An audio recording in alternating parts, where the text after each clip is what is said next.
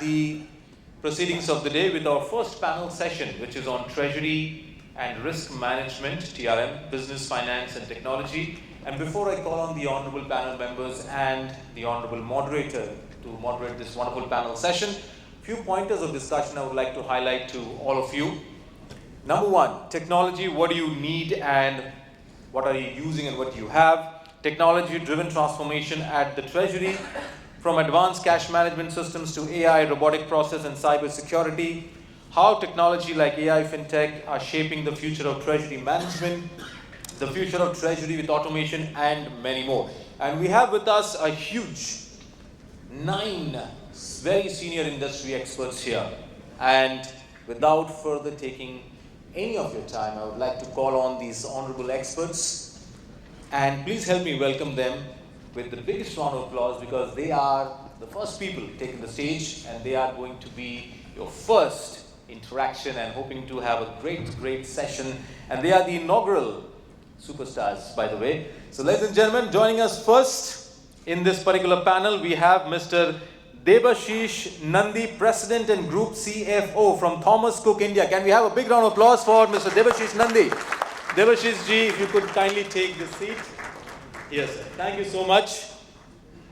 Joining next in the panel, we have Mr. Nayon Baruah. Mr. Nayon Baruah, Group Head, Corporate Finance and Treasury, Aishwarya Group.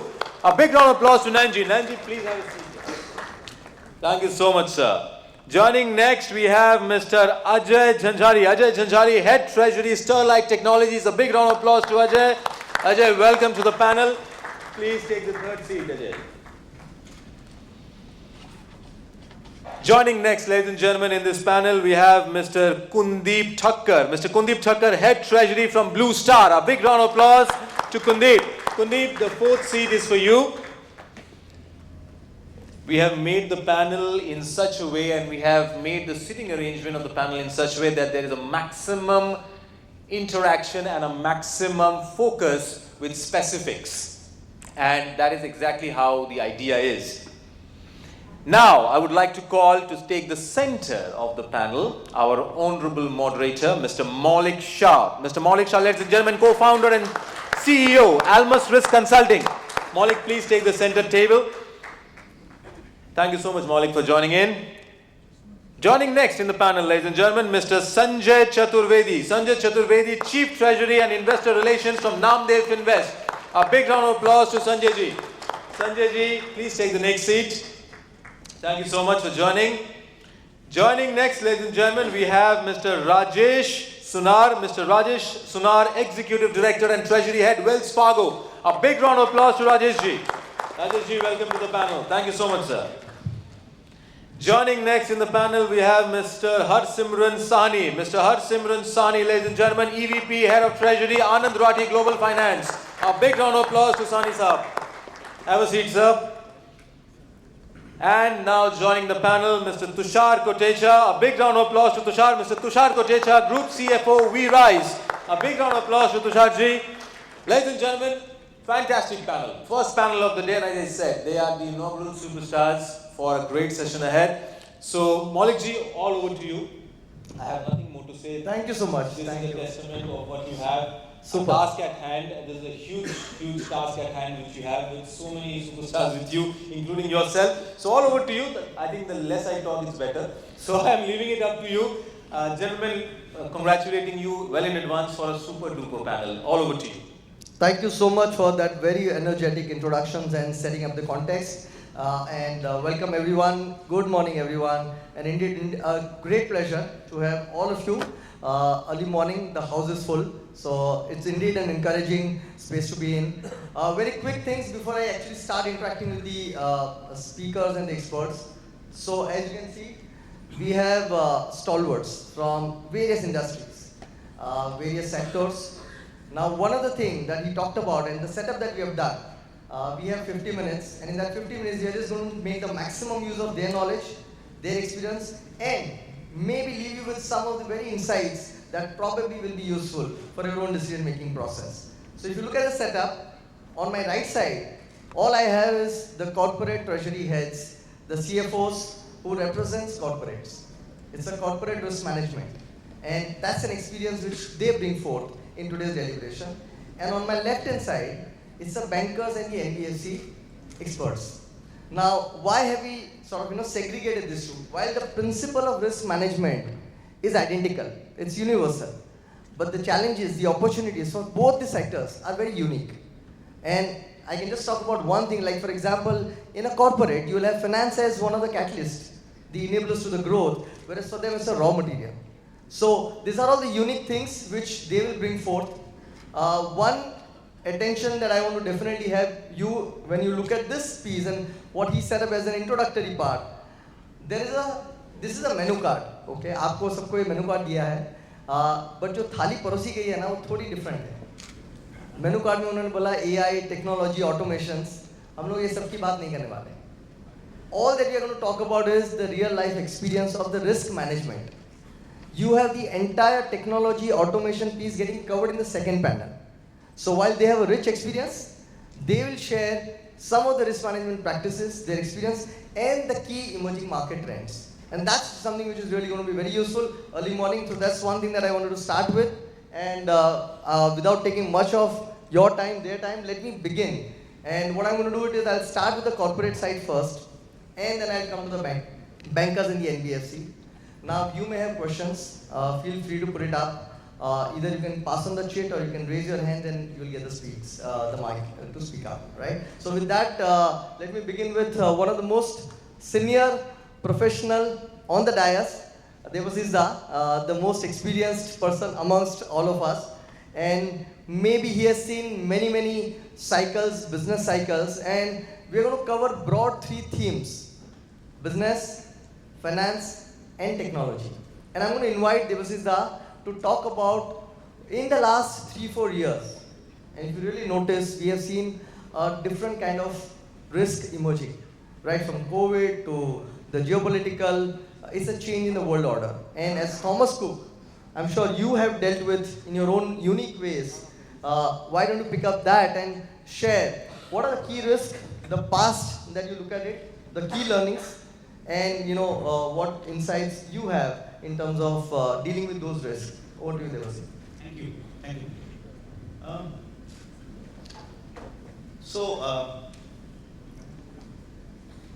About 10 to 15 years back, I don't remember exactly when, one term became very popular, and all of you have heard about it.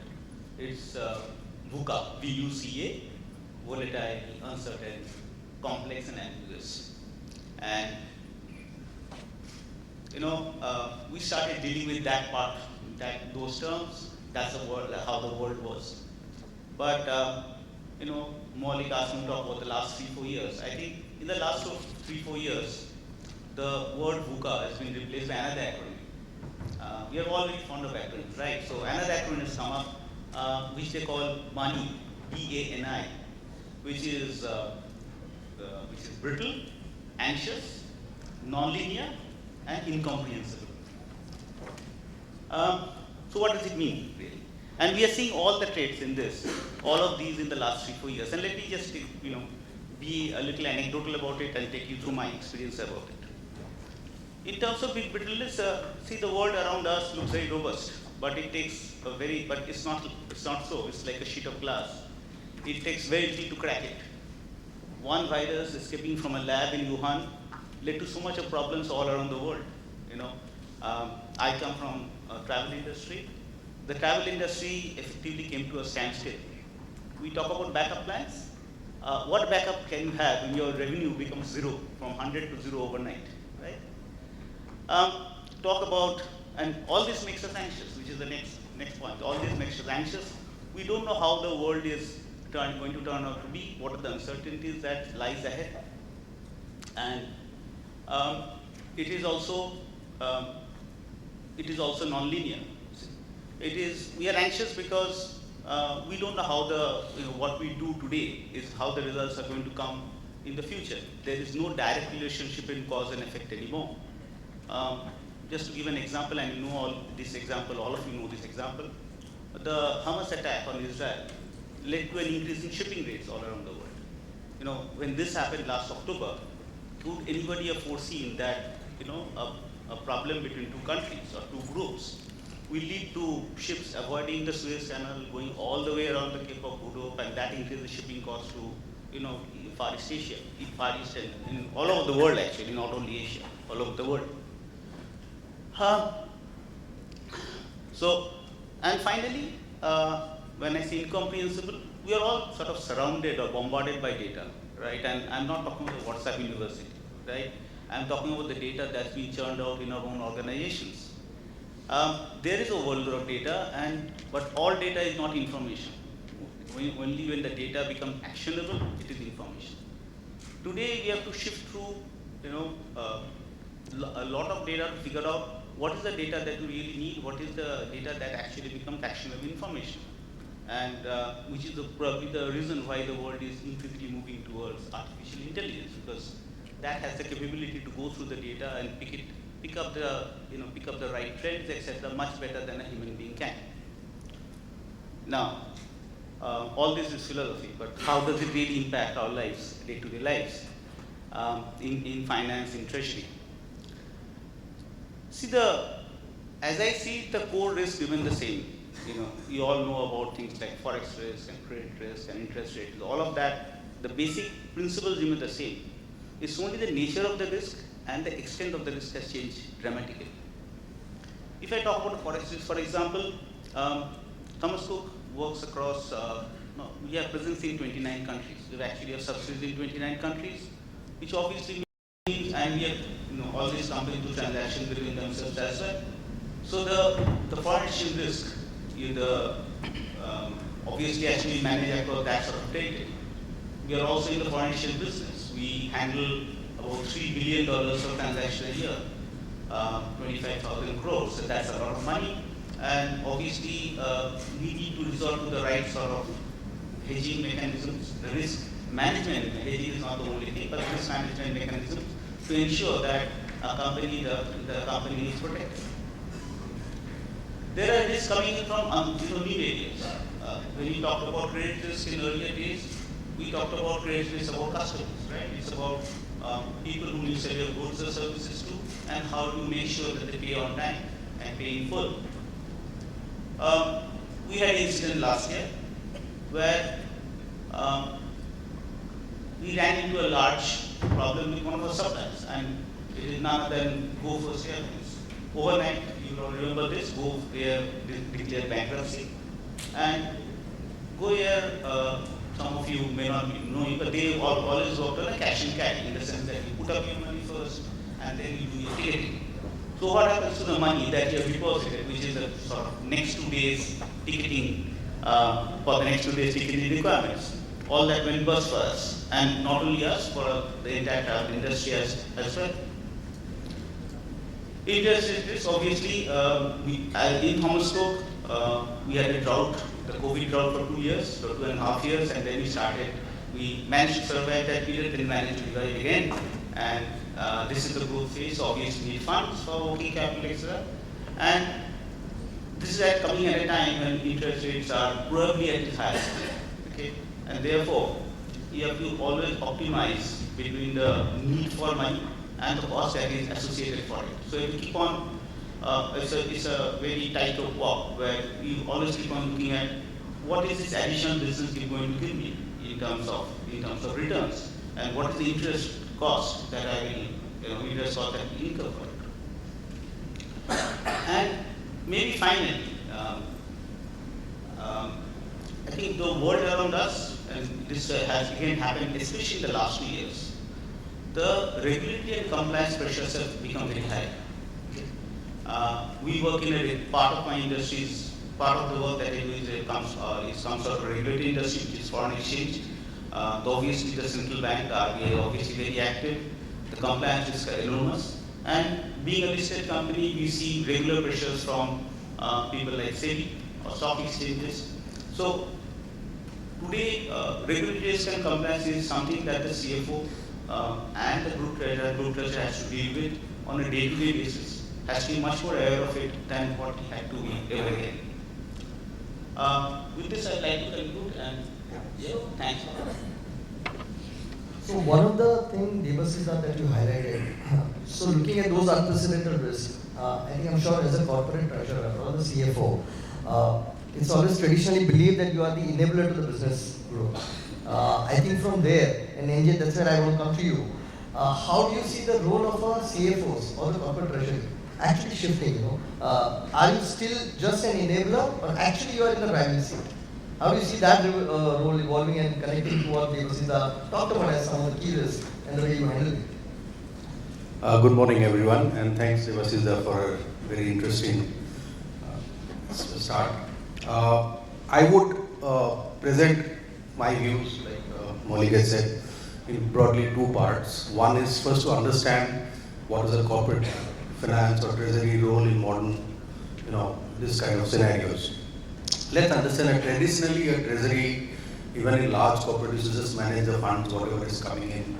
How if you need some funding, so somebody will come and tell you that you need money so for this project or working capital, etc. Then we corporate treasury people go and look for it.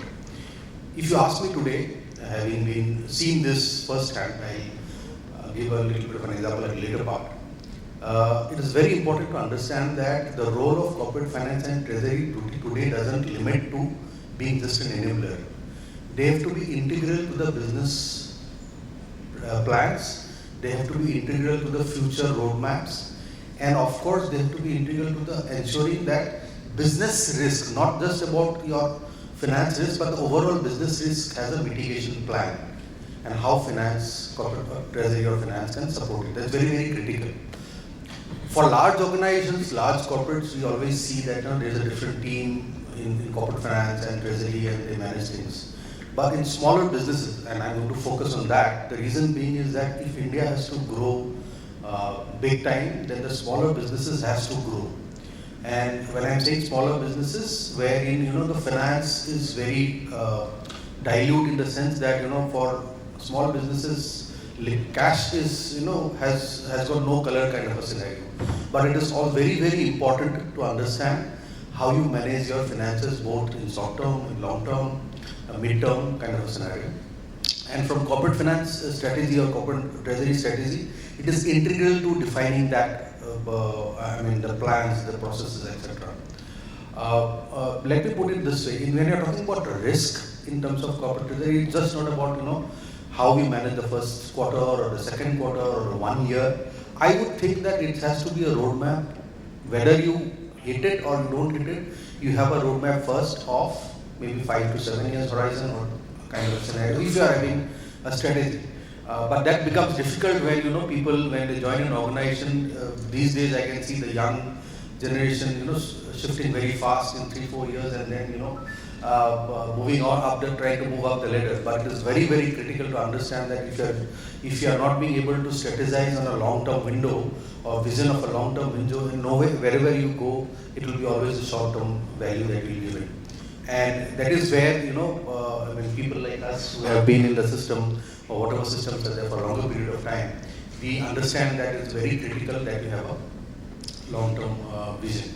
Now, having said that, Debasis has said, these black swan events you don't have it. In that scenario, it is not just about managing your exposures for the next 1 year. You need to understand how you can also extend this exposures and take it ahead a little bit. I'll give an example wherein maybe there's an organization, large organization which had a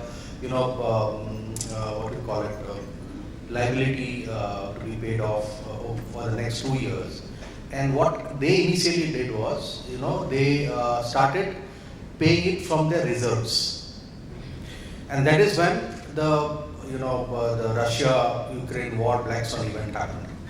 And then the debt capital market came down, the liquidity became difficult, financing became difficult. Once you have paid out your cash, you are finding it difficult to roll over your liabilities because the market is. So the idea is, wherever you can potentially manage the liquidity, first I would suggest that explore the opportunities to extend the existing maturities in the long term, maybe extend it by another 2, 3 years, 4 years. If you have better liquidity at a longer stage, you can always, pay off at a certain period of time. But it is first you have the cash in hand. Cash is king is a very old statement, and we keep that, retain that, and try and extend it. If your cash flows are able to manage that kind of a payouts, you always retain that, and then you take it, and then you have it to the next, take it next call. I have seen large corporates borrowing money and putting it in FD and then going for additional working capital facilities. I have seen that, and I will not name them, but that's the way you deal with business. And that is how you can manage the risk. And once you have the money, every risk is mitigated. Let me put it very honestly. You may have a lot of, you may be a AA, rated organization. If you have the cash in hand and if you have the deposits in hand, you will still have, the money in hand, and you still have how you can deal with in the short term or the long term, and then you can recoup. In my experiences, I have managed a 6,000 crore steel industry without having any short-term fund-based facilities, because our drawing part didn't enable that, because the cycle of the working capital cycle was not part of it. So, but then we ended up generating close to around 2,000 crores of FCF at the end of 3 years. So that is a kind of, you can manage things. I can individually speak to anyone if is interested after this session and try and help people if they want to understand more about it. So as I said, the strategy should be first, you look at how you can extend the maturities. Second, keep the liquid in hand at hold, and then also have a roadmap. The medium business is the key to India's growth, as I said, because if you look at Europe, at certain point in time, Europe had 60% of businesses other than farm and others. Coming from the employers, the highest employers were the mid businesses, which are around 60%.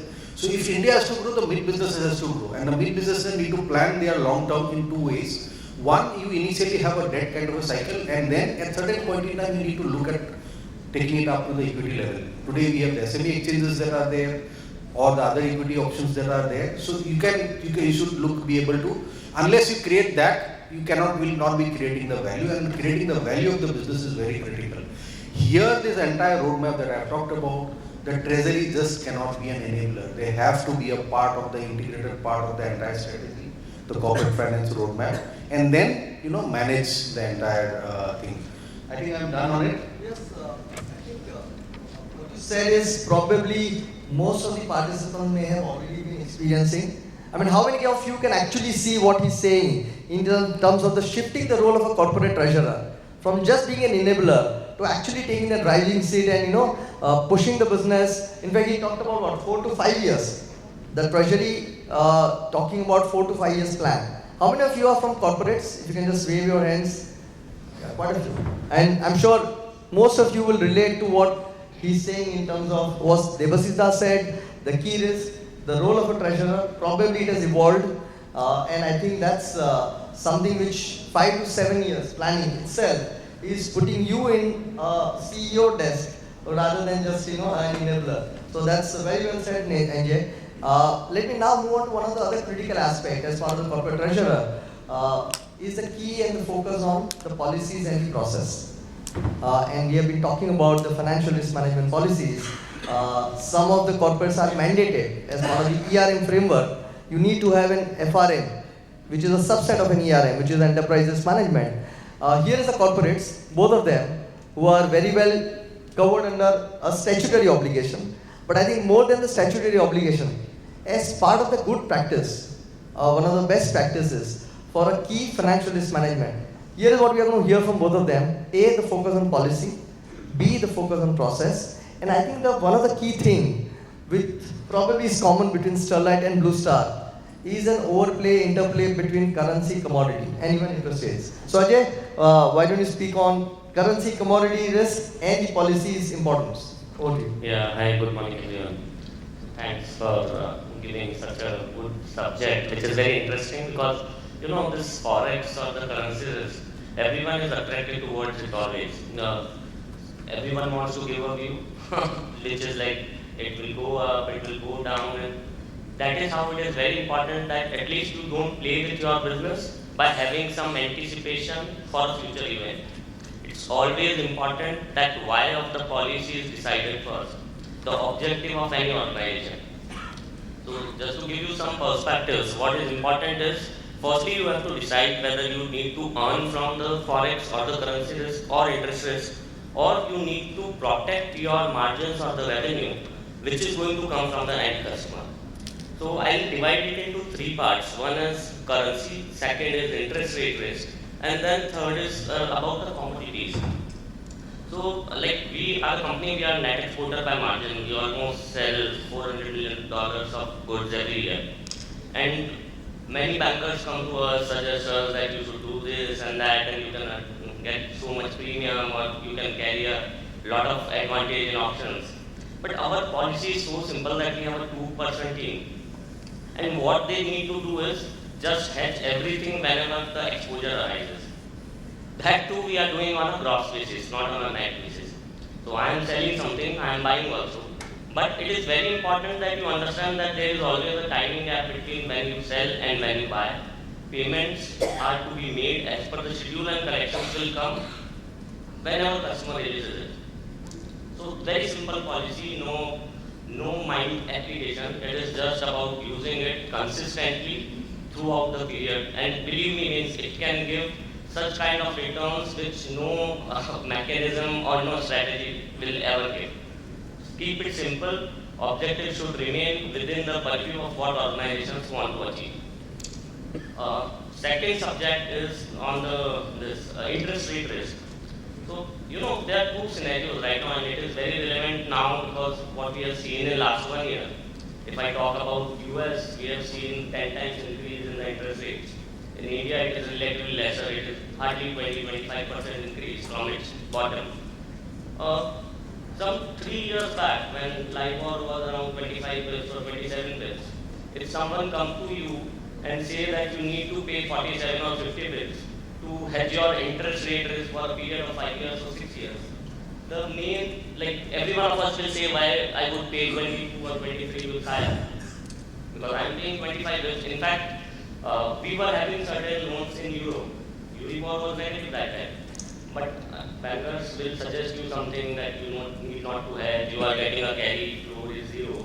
And it's good that you borrow in Euribor and continuously borrow this in Europe.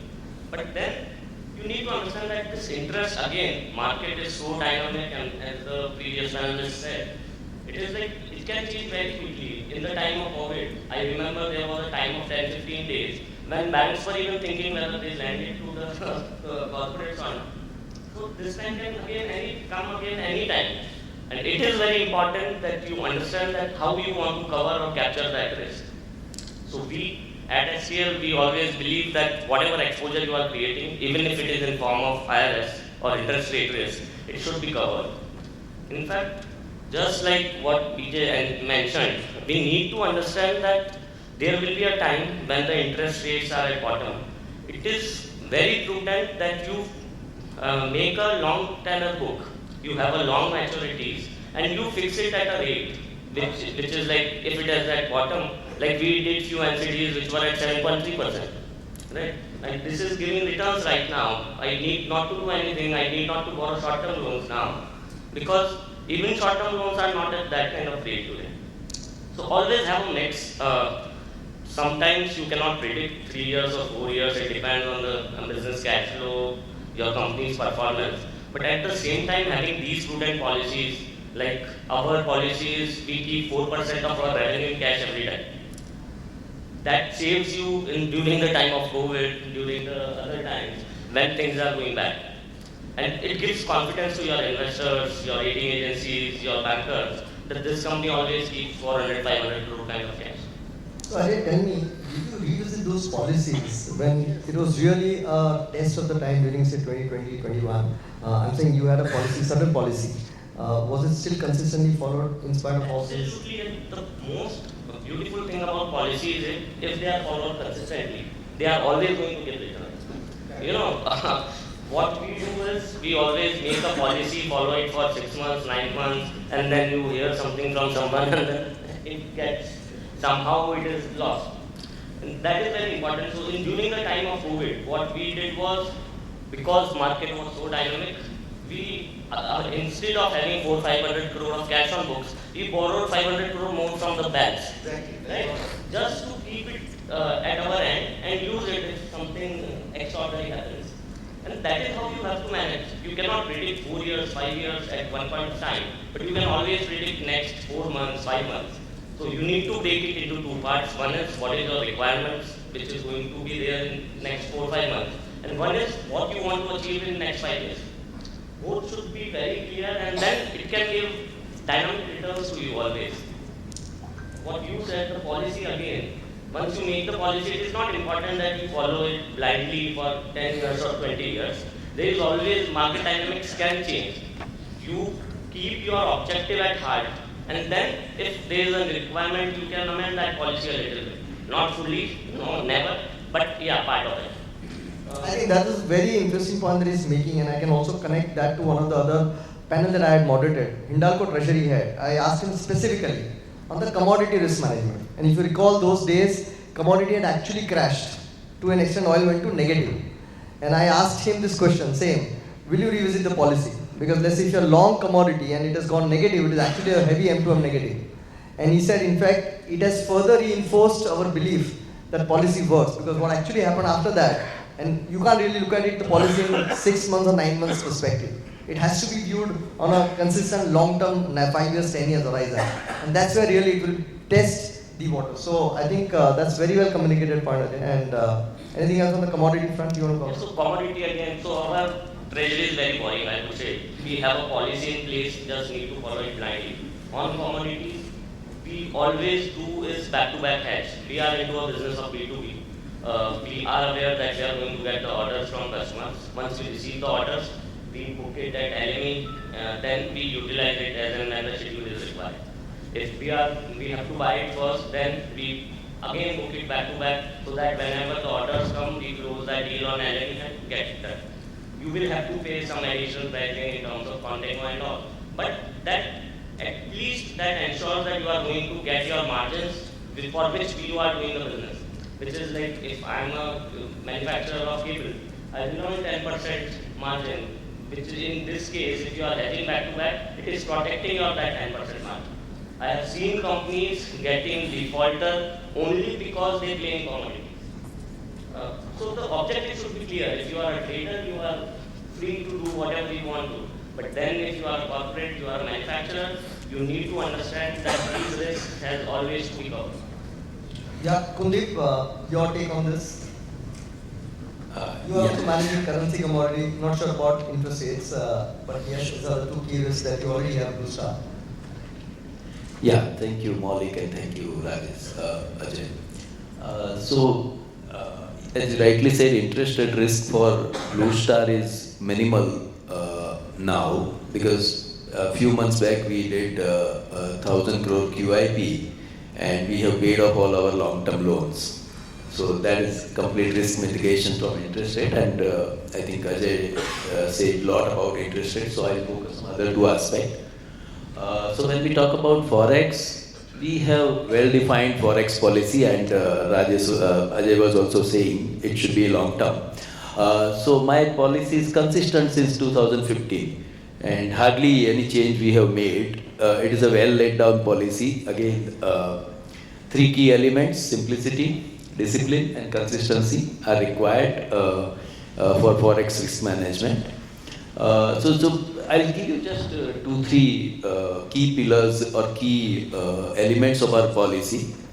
One is there is always very huge movement in short term. So to protect from that, we have a policy that next 30 days exposure should be 100% hedged. Whenever it appears into 30 days book, it should be hedged, no questions asked, no rate to be looked at, no views, simply take it. Second lever is related to portfolio exposure. So at board level, what is the risk appetite that need to be looked at, and based on that, a level is decided. Say open exposure is more than certain level.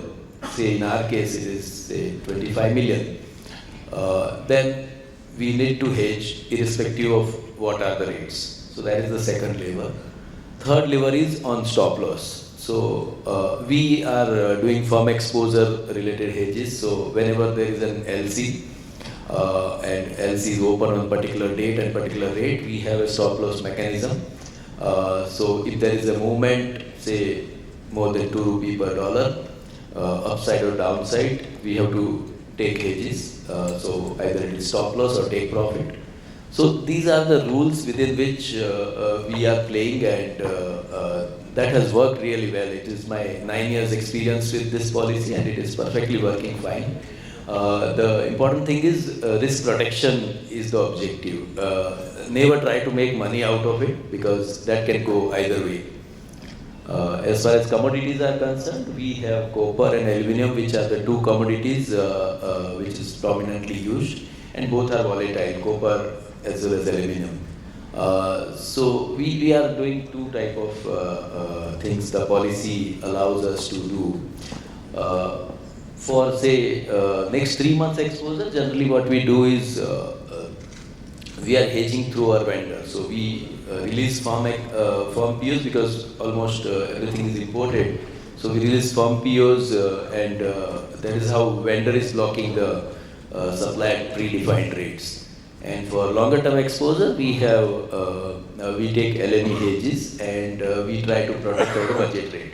So every year in the beginning, the budget rates are decided based on the outlook for the year, and we need to protect the budget rate, as Ajay was rightly saying, that you have to make money out of selling the goods and not from the commodity. So that's what I want to do. Got it. I just wanted to talk briefly about the time constraint that we have, and I want to cover the banking side as well. And most of the corporate treasuries are now laying down the digital roadmap, the use of technology. Can you then give that Tushar as roadmap ahead on the digital side, the technology? Why don't you just cover that? Yeah, thank you, Maulik. So we have done several automation or digital initiatives in past few years. I think I have a long list of 8-10 items, but given the constraint, I'll touch upon 2 to 3 items which are touching different segments. One is touching customer, one is touching vendor, and one is touching my own team. So on treasury side, we have done trade digitization and forex digitization using IBS treasury, which is present here as well. So this process has made it very simple for my own team. SAP is integrated with IBS, and we are able to get the forex exposure completely real time. Secondly, the LC application, LC life cycle has become very simple and straightforward. Even the BG life cycle is also covered in this. So this has worked well. We are able to get real time information. The debt has reduced significantly. And coming to the second item, which is on channel finance. So as you see, we are into B2B as well as B2C. So we have a good amount of dealer network, close to 5,000 dealers in India. And working capital management was a challenge initially. When we did this channel finance automation, it is not about channel finance only. If dealer is also getting something, some benefit out of it, that will work. So in case of this, we have implemented Star Connect, which is on a platform. So what was happening earlier, the sales guy was going to market, getting the orders, coming back and punching the orders. This was taking 3 to 4 days time. Now we have provided Star Connect portal to the dealers. They are able to order from mobile, they are able to order from their laptop. They select the item, in backend it becomes sales order in my SAP. And that 4-day time has reduced to 2 hours. So in 2 hours, looking at which warehouse the material is available and all, the sales order is created, and by evening material is dispatched. Once it is dispatched on Star Connect portal, the invoice is available, and dealer can choose. We have tied up with banks on the same portal, so dealer can select the invoice and apply for channel financing. We get our money. So my DSO from say 30 days in this business has come down to 10 days. And dealers are also getting the material within no time. So this is what Channel Finance portal has done. Third is on vendor finance. So as I said, I'll touch upon all the three aspects. We have created a portal within SAP to filter out the invoices which are eligible for dealer vendor financing, and the confirmations from buyers, confirmation from vendors are taken again electronically. They get the email, they just click the button over email, yes or no, and based on that the discounting happens. So again, this particular vendor financing piece has also reduced the TAT by almost 7 days. So vendors are getting the money much quicker than what they were getting earlier. So there are quite a few other things. If someone is interested, I can talk to them over tea. But yeah, digitization is playing key role in our role as a business enabler, I will say. Thank you so much, Kundip. I'm now going to switch to the banking and the NBFCs. How many bankers and NBFCs we have in the room? Quite a few. So Tushar, you have all of them, and you've been one of the veteran in the industry, been through a number of NBFCs, and I think the latest one is part of it's a fintech solution provider. Over to you, the key risk, something that you want to share with the group. Good morning, everyone. Maulik, you rightly said at the beginning that fund is a raw material for NBFC sector. So even the fundamental principles of treasury management remain same, but nuances of treasury and fund for NBFC sector is very different, because it is like a raw material. Unless and until you have a sufficient raw material in hand, you will not be able to do your business. At the same time, any excess raw material or a liquidity in hand will bring a drag on the P&L. So from a treasury management point of view, head of treasury or a CFO need to ensure that at any given point of time, you have a sufficient liquidity in hand to do your further business, at the same time to repay your liability. From an NBFC sector, raising fund, even if you look at traditionally the statistics of the fund raised by NBFC, the large dependency, even though today, is on the banking sector. So we are into a very typical situation like the bank is a fund provider for NBFC, at the same time we are competing with bank. So bank do some more filtering while providing fund to NBFC compared to what filtering they do to NBFC, to corporate. Key area which NBFC need to take into mind is always need to ensure that asset liability management are the key and utmost important factor which need to be considered in terms of treasury management, because always it happens that the contractual life of your liability and the contractual life of assets are very different, and we need to make balancing between two. Another important area for NBFC sector is to ensure that there is no concentration of risk. The fundraising should be done through a proper mix, whether it's a bank, market, and nowadays securitization is also picking up market for the NBFC sector. So these are the few areas, and a lot of incentive schemes are also there from the government if you are into priority sector lending. So good mix on the borrowing side is an important area. At the same time, the customer segment in which you are operating. After 2018 NBFC crisis, suddenly the wholesale business become a slightly disliked word. If NBFC is growing its wholesale book, suddenly nobody will like it. People will feel that the retail book growth is the most important and the key. And after 4 years, we are seeing that regulator has taken some step, because they feel there is a bubble in the market on the retail side. So they have taken some corrective step, and I believe it is a right so.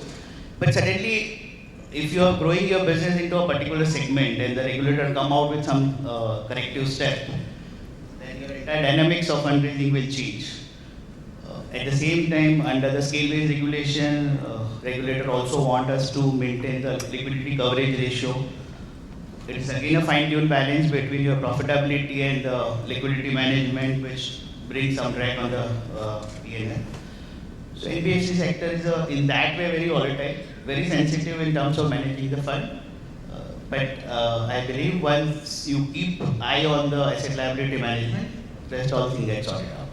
Got it. Thank you so much, Tushar. Picking up that point and Harry, over to you. One of the things that he talked about the regulator regime, the change in the regulator. I mean, how do you see that risk? And we have been seeing a regulator really coming very heavy, be it Reserve Bank of India on the personal loan front, the changes in the regulations. Do you see that as a risk from a business standpoint? Yeah, thank you, Maulik. Thank you, Tushar. Hi, good morning, everyone. I believe, regulatory risk is a very key risk.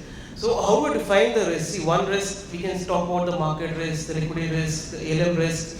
Basically, we as an NBFC have to manage. So we basically run around a $1 billion almost for treasury. And for us, regulatory risk is a very key risk because there are certain changes in the regulations which can really impact our business. So for example, recently you know about the Paytm, what really happened, right?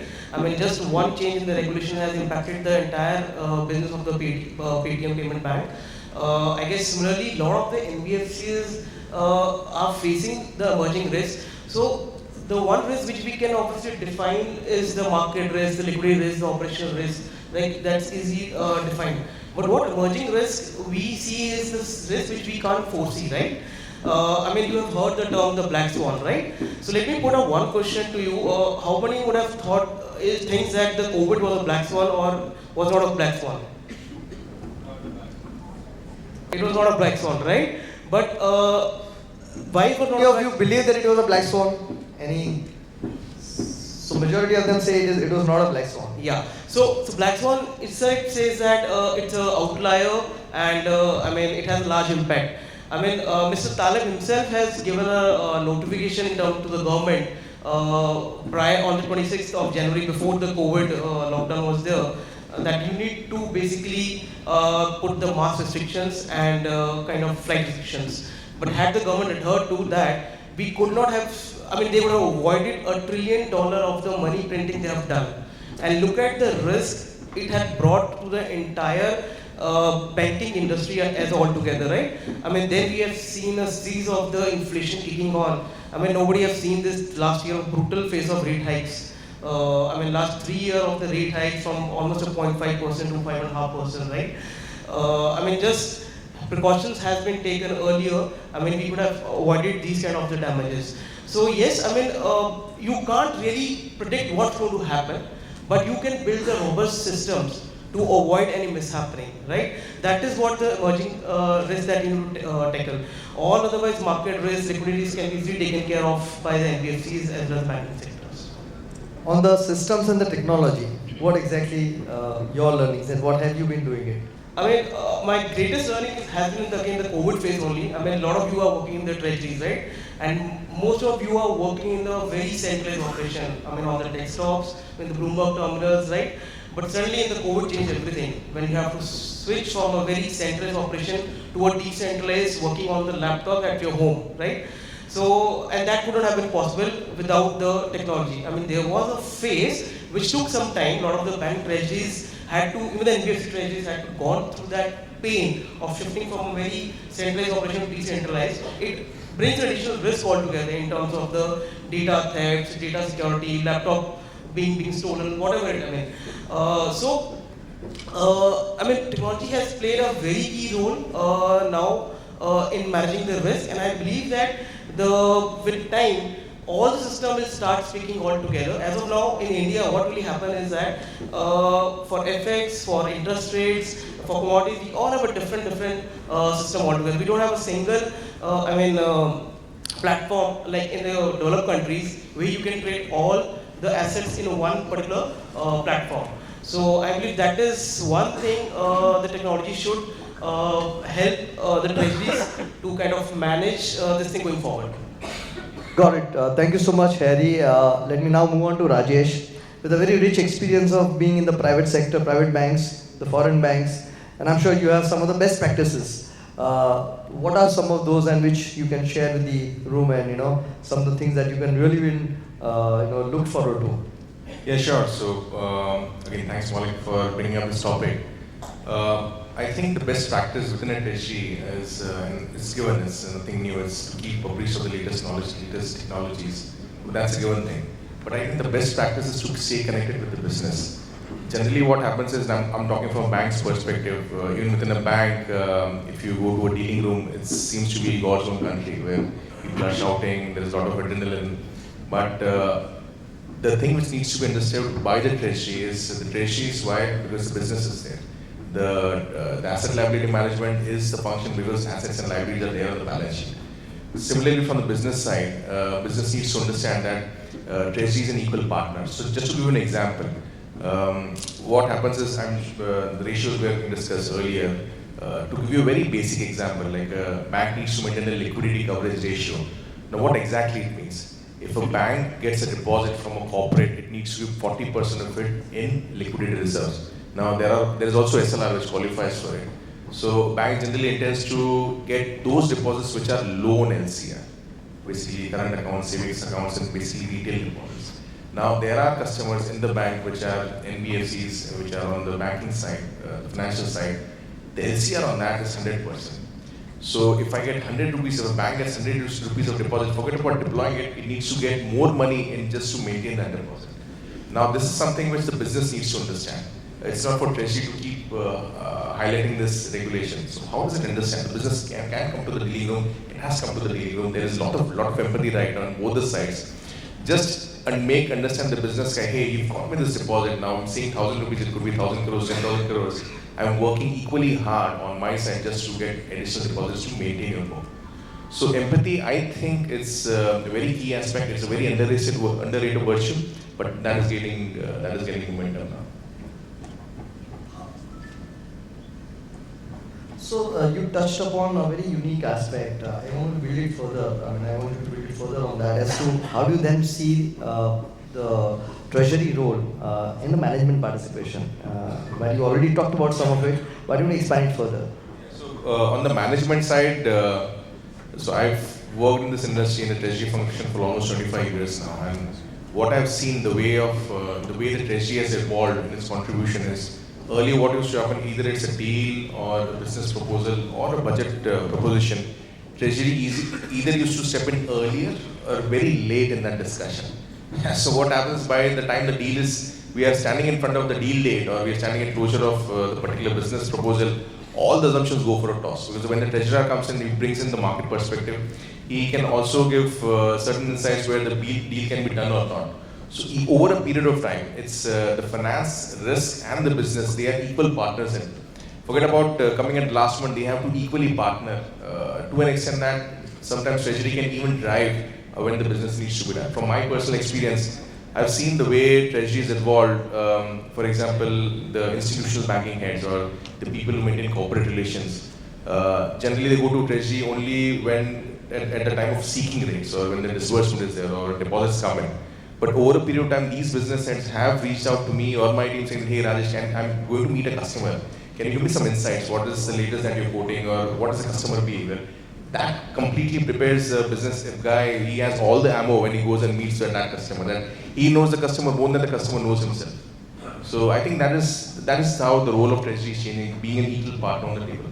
Do you see treasury skill set acquisition as a challenge in your business, given the top skill sets? Skill sets. Yeah, because you talked about empathy, you talked about equal partners, you talked about that mindset with which your treasury professionals will participate in the business. See, treasury, again, nothing against treasury professionals and again, nothing against me. Treasury, the treasury professionals, the team, they tend to think themselves something out of the world. That, okay, we are the treasury professionals, we know everything.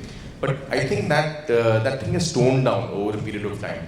To give you an example, earlier treasury, they used to be completely dependent on data providers within the organization, for example, finance or risk. Now treasury, the treasury professional, they are, forget about being IITs, IIMs, they're also getting used to newer age solutions like Python, Power BI.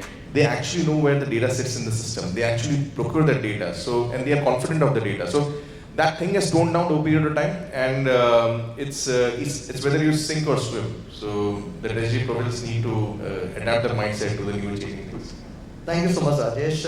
And Sanjay, Namdev Finvest.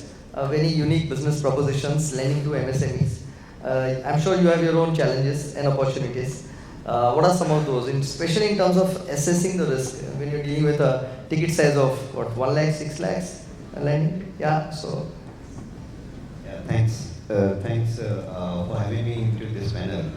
So, my initial phase of working life was on that side of which is the corporate and banking treasuries, where I can simply understand the kind of risk, a treasury function when they are into corporate works.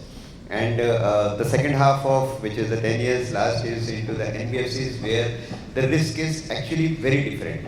And when we say very different, see, we have a 40,000 customer base, unlike 4 dealers or 50 channel partners or 5,000 across country. We have 40,000 customers base which are into the hinterlands, means tier 2, tier 3 city onwards. Now the challenge over there is to assess the credit. Now this is not typically a part of the treasury. But yes, it is a part of the treasury, because unless we explain to the lenders and investors that how we are mitigating those credit risks, it is very difficult to get a funding. And funding is a raw material, as Tushar and the team on the left side has already mentioned. It is a raw material. Unless you have a raw material, you can't have a finished good. So when you deal with the underwriting, the challenge comes how to assess the character of the person who is actually an individual borrower having a ticket size of 6 lakh rupee or a 7 lakh rupee or possibly 10 lakh rupee, less than 10 lakh rupee. Now these are plenty in the country. When we look at the financial space or the overall spectrum of the country, there are more than 70 million MSMEs. We call them small business owners or chai wala, tea wala, small shopkeepers and all. And these are typically a $350 billion market, which is untapped till today. There is a much larger market, but 350 is untapped. This is the third-party reporting agencies' reports. Now we are into those market, and we have to assess the character of the person before lending. We have to assess the KYC, which is the biggest buzzword which we have been dealing with. That even SBI or the best of the banks, if they breach onto KYC even one customer. Now think of, they are dealing with lakhs of customers, but you can't even take a chance with one customer, because immediately it will go to the ombudsman, and then you have a hearing from CCO. Now Chief Compliance Officer, like he touched base, is directly reporting to the board. Okay, the CRO, which is a risk officer, directly reporting to the board. But who is basically bearing the cat is the treasurer, because finally he has to ensure that there is no risk, there is no compliance breach, there is nothing which goes wrong with the credit side. There is a proper training on ESG, again a new buzzword, okay. Out of the ESMS, there is an ESG which is, along with the social audit and client protections, you have something to take care which you have to create by yourself. Now this is typically never been the part of the treasury earlier, till 2012 and 13, after which, every year it is getting added. So how we deal with these risks is in terms of assessing the customer through the digital means. Thanks to Jandhan account, at least now we have 50 crores people who have at least account. Earlier the lending itself was a challenge, because we have to lend to the bank account. We can't hook up the cash to the customer. Of course, the collection again is a changing space, where it is still in some or other form happening, maybe a minor part, but in MSME it becomes a sizable part when you have to deal with 10 to 15% of the collection on a monthly basis in cash. Digital applications and all are helping a lot in terms of recognizing the customer, because even the identification of the customer becomes a challenge in a normal world. So we assess through the technology. We try to provide a lot of impetus onto the risk parameters, the compliances through the technology, because yes, we have the softwares and all, which normally is not a big game today. But dealing with those customers in these hinterlands, getting collected best way, and demonstrating the best book to the external world is a key challenge, and a strategic challenge which we have been seeing in the treasury role, dealing with the business, finance and technology put together. I think post-COVID, the acceleration of digitization probably has really helped a business like yours. So it has helped in two ways. One is in terms of assessing the customer. Yes, today because of UPI, Paytm may be going another way, but yeah, it was a bigger disruption after the COVID hits the country, at least in India. Even the words are copying today UPIs of India. So it has changed the whole dynamics. It is helping everyone from banks to NBFCs today in assessing the customer cash flows. Second is the collection.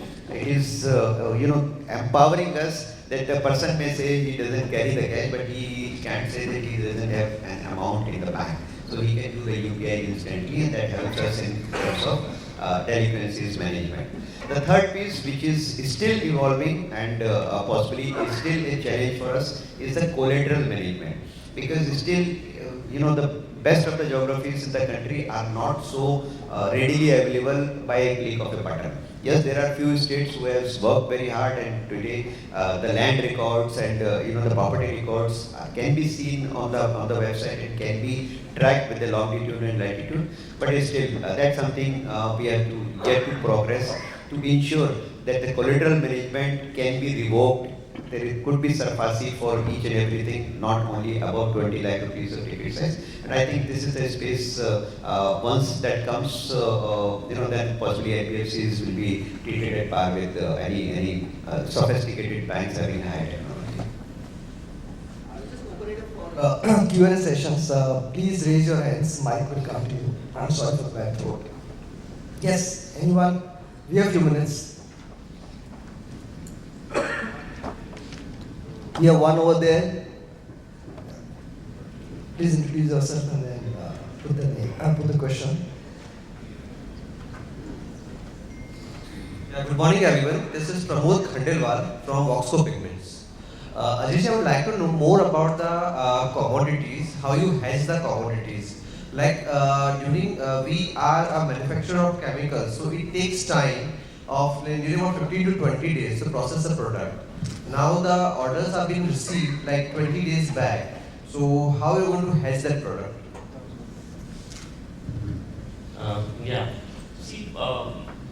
Chemical is something, because we were also exploring few places there, but there is no listed, many chemicals are not listed anywhere to hedge it. So there is one byproduct which is linked to it, and that is something which you can hedge. But what I would suggest is the volume is large. So one is, even NSE in India is doing that. But if you have a large volume, it's always better to find some dealer outside India who can help you in setting up the lines, and then it can be on a real-time basis, because 20 days is a big enough time to carry any sort of risk. Right? So, yeah. Thank you.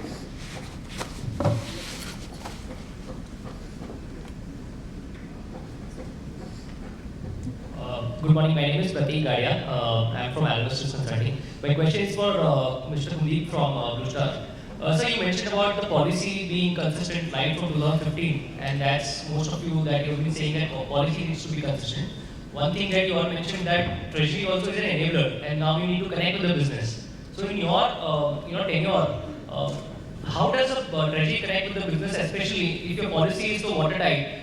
Example, dollar rupee going from 75 to 82, or euro going from 78 to 91.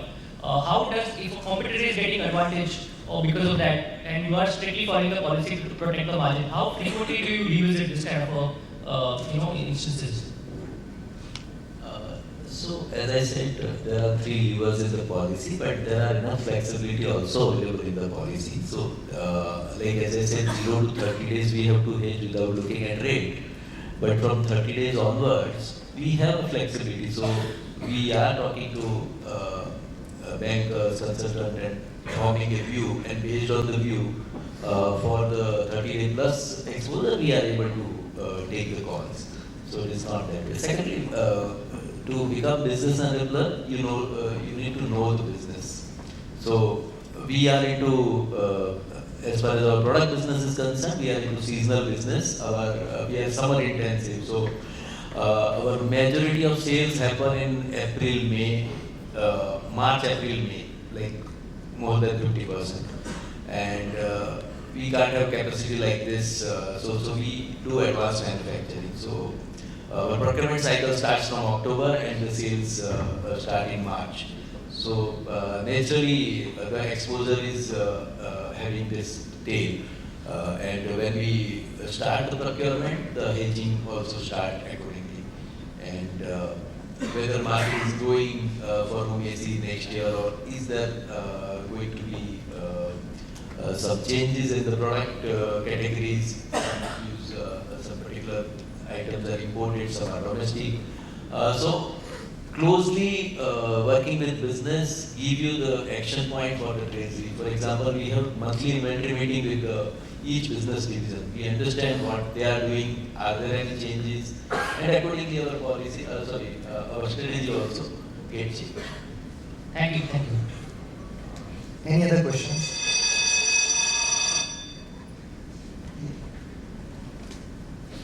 Do I have additional minute to take a question, organizer? Yes? Do I have a minute? Yeah, you can, I think we may have one more question. One from here and one from there. With your permission. Yeah. Hello. Thank you. I'm Prabhakar Shetty from Upkar Leasing and Finance Company Limited. My question is, see, banks are provided funds through RBI. Backup they are getting. Whether there is any scope that NBFC also will get, can anybody enlighten any thinking is there government provide this through RBI? So there are forms. So banks take the funds from RBI only as a collateral. So unless you have a security, RBI doesn't lend you. So same things, yes, NBFCs are also pitching to RBI that in case of a contingency, so during the COVID period also they allowed, and even otherwise also like my friend has mentioned LCR. So you have to typically park your funds into HQLA, which is high quality liquid assets, to meet the next 30 days of requirement. And NBFCs are continuously asking, and these are the securities which otherwise also can be pledged. So whether we are pledging with RBI and taking the funds, or we are doing it market, it's one of the same thing. Whether there is any scope, it is going to come. So yes, NBFC is being pitching. So far they are not allowed, but in contingencies they definitely come out and. According to me, all NBFC members should take up this matter strongly with the RBI and try to get it, so that our treasury will be strong. So yes, so the another unfortunate part is that NBFC doesn't have a proper forum other than FIDC, and there is no other forums through which this can be pushed across. But I know for sure that it has been deliberated with RBI, and RBI has a legitimate concern why they are not allowing NBFCs to do this in a direct form. Because we are not, NBFCs, all NBFCs are not at cash deposit or a deposit taking companies. So hence there is a deadlock. But like I mentioned, in contingencies I always provide the backdoor entries for the funding requirement. Thank you. The last question. Good morning, everyone. I'm Gaurav from Station Capital. My question is to Ajay. You mentioned you are a net exporter and you do hedging on gross basis. Is this a conflicting thing? Because if you are net exporter, you should netting off against your imports or your installments. So that is what I explained actually. Yeah, hello. So that is what I explained actually. When you are a manufacturer, when you receive and when you pay, those both times cannot happen simultaneously on the same day. So either you follow gross hedging concept wherein you are just saving your currency mitigation with zero kind of volatility. Or there are other structures you can do, like you have sold it today and then when you receive the money, you keep it in EFC, or you do hedging then, you buy for the corresponding payment. So those can be done. There is a small cost associated to this gross hedging. In fact, our board has asked so many times that why you are following it. But this is something which has given us return and we can prove it, right? Just a mere brokerage should not allow that you start doing on a natural hedge or net hedge basis. This works well for the service industries wherein your payment terms are back to back. But for a manufacturing entity, I think it is a good thing to have. Thank you all very much. Just to quickly sum up, in the last 1 hour, we looked at some of the key risks, both from a corporate side, one which is the banking and the NBFCs. We looked at the corporate treasury and the evolving role of corporate treasurers and the CFOs, the digitization, some of the policies, practices, the innovations which has really happened, or accelerated pace of innovations. And I think all of that has been very enriching, and thank you so much, every one of you. And given the time constraint that we had, I think we have done a fantastic work. Let them all for it. That's been my experience. But I think the fact that they've all been here throughout, I think speaks for it. And actually, the numbers have increased from the start. So I will take that as probably acknowledgement to all of you. Thank you everyone for being a really patient listener and participating in the entire conversation, engaging yourself. Thank you the organizers for allowing 5 minutes overtime. Congratulations, first of all. A big round of applause, ladies and gentlemen, to this fantastic panel here.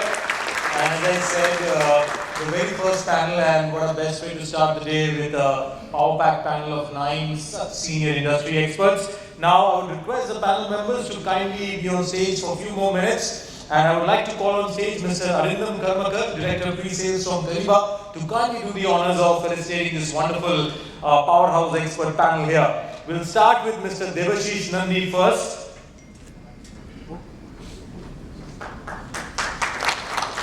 So we can please come on stage.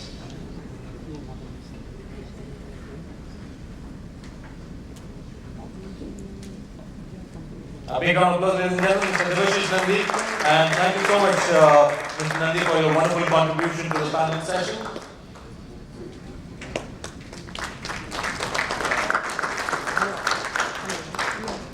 Please have a seat, sir. Moving ahead to our next esteemed panel member, Mr. Nayon Baruah.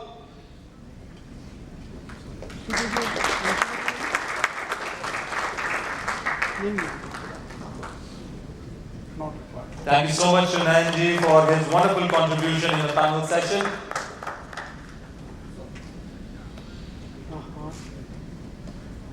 Please have a seat, Nandy. Moving next to our esteemed panel member, Mr. Ajay Jhanjhari.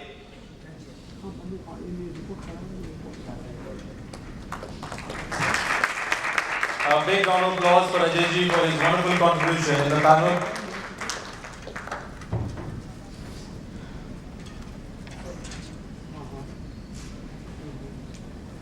Please have a seat, Ajay ji.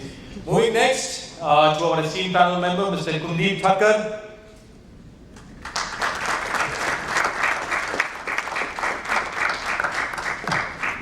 Thank you so much, Kundip ji, for your wonderful contribution in the panel session.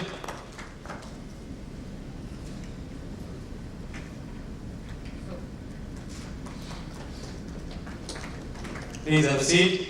I would now like to call to the center stage our honorable moderator, Mr. Maulik Shah, for wonderfully moderating this panel of experts here. A big round of applause to Maulik ji for wonderfully captaining this panel of 8 experts. Thank you so much, Maulik ji.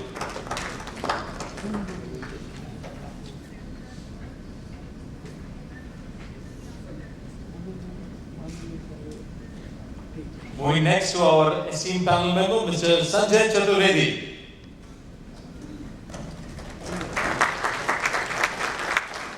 Thank you, Sanjay ji, for your wonderful contribution in this panel session.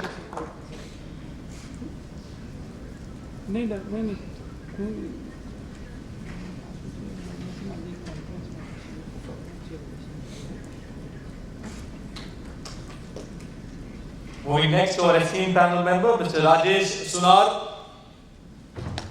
Thank you so much, Rajesh ji, for your wonderful contribution in the panel session.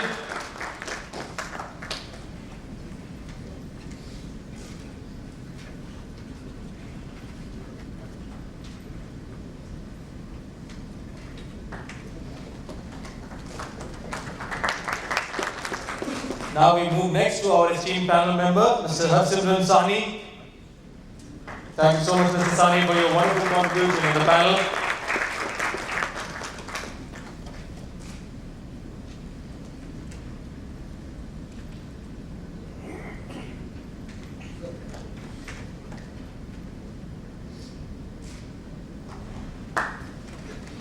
Moving next to our esteemed panel member, Mr. Tushar Kotecha. Thank you so much, Tushar ji, for your wonderful contribution in the panel session.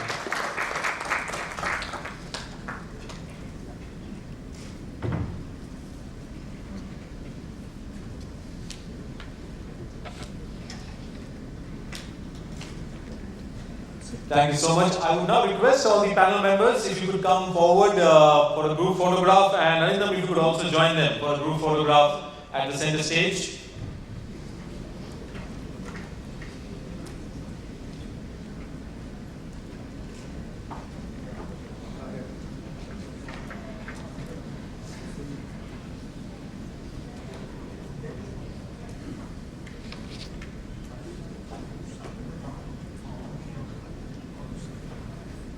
A big round of applause once again, ladies and gentlemen. That was our panel number 1, the first panel, inaugural panel session of the day on treasury and risk management, business, finance and technology, and wonderful panel of experts, and beautifully moderated by our esteemed moderator, Mr. Maulik Shah, co-founder and chief executive officer from Almus Risk Consulting. Thank you so much to each and every panel member for your valuable time.